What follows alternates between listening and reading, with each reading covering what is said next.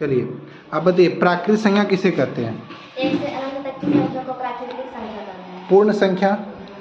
शून्य से अनंत तक की संख्या को पूर्ण संख्या कहते हैं। जोर से बोलिएगा। पूर्णांक संख्या?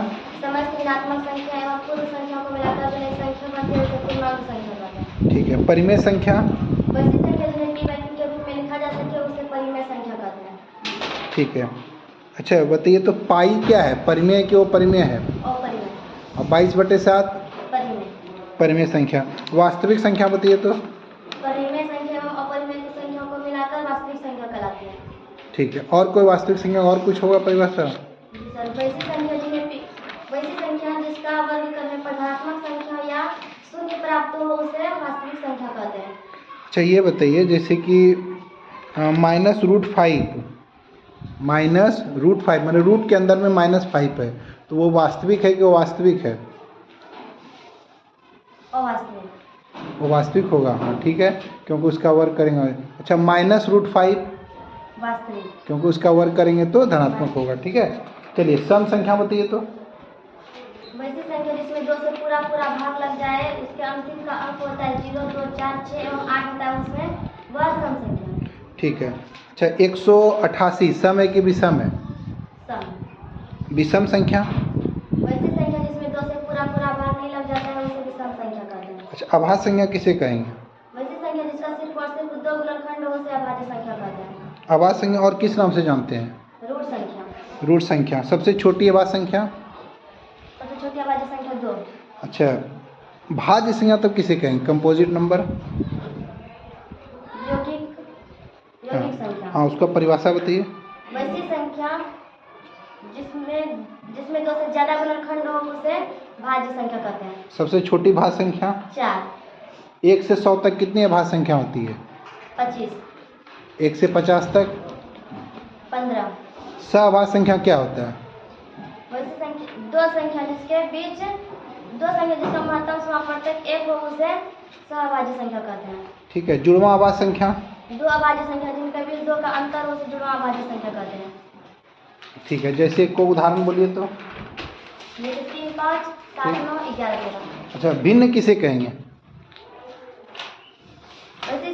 वैसी संख्या जिन्हें जो पूर्ण के किसी हिस्से या भाग में व्यक्त करते हैं उसे भिन्न संख्या कहते हैं। वह संख्या जो पूर्ण का किसी एक हिस्सा होता है, पार्ट होता है, उसे हम लोग भिन्न कहते हैं।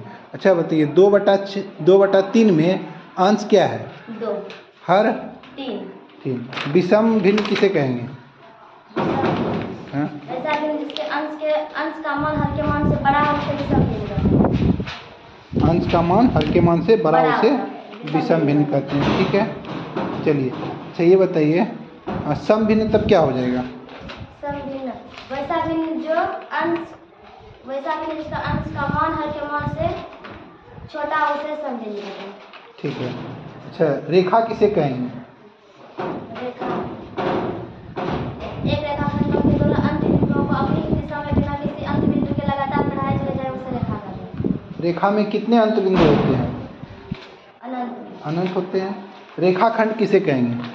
2 बिंदुओं के बीच का सबसे छोटा मान को रेखाखंड कहते हैं। उदाहरण के लिए एक भी बोलिए। जैसे धागा। ठीक है। कागज। अच्छा कोण किसे कहेंगे? 2 सरल रेखाएं अथवा किरणें आपस में एक बिंदु पर मिलती है करती है तो रेखाओं के बीच के घुमाव या झुकाव को कोण कहते हैं। ठीक है। न्यून कोण? जिस कोण की माप 0 डिग्री से ज्यादा 90 डिग्री से कम हो उसे न्यून कोण कहते हैं। शून्य कोण? जिस कोण की माप 0 डिग्री हो उसे शून्य कोण कहते हैं। कोण बनाने वाली किरणें एक दूसरे पर चढ़ती हैं। ठीक है। समकोण? जिस कोण की माप 90 डिग्री हो उसे समकोण कहते हैं। अधिक कोण? जिस कोण की माप 90 डिग्री से ज्यादा 180 डिग्री से कम हो उसे अधिक कोण कहते हैं। ऋजु कोण? जिस कोण की माप 180 डिग्री हो उसे ऋजु कोण कहते हैं। पुनर्युक्त कोण? जिस कोण की माप 180 डिग्री से ज्यादा 360 डिग्री से कम हो उसे पुनर्युक्त कोण कहते हैं। 120 डिग्री कौन सा कोण हुआ? 120 डिग्री पुनर्युक्त कोण। 120 अधिक कोण। अधिक कोण।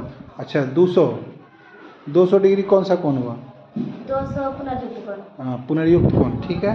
पूर्ण कोण बोलिए। जिस कोण की माप 360 डिग्री हो तथा कोण बनाने वाली दोनों किरणें एक पूर्ण चक्कर लगाकर उसी स्थिति में आ जाती है उसे पूर्ण कोण कहते हैं। अच्छा कोटि पूरक कोण?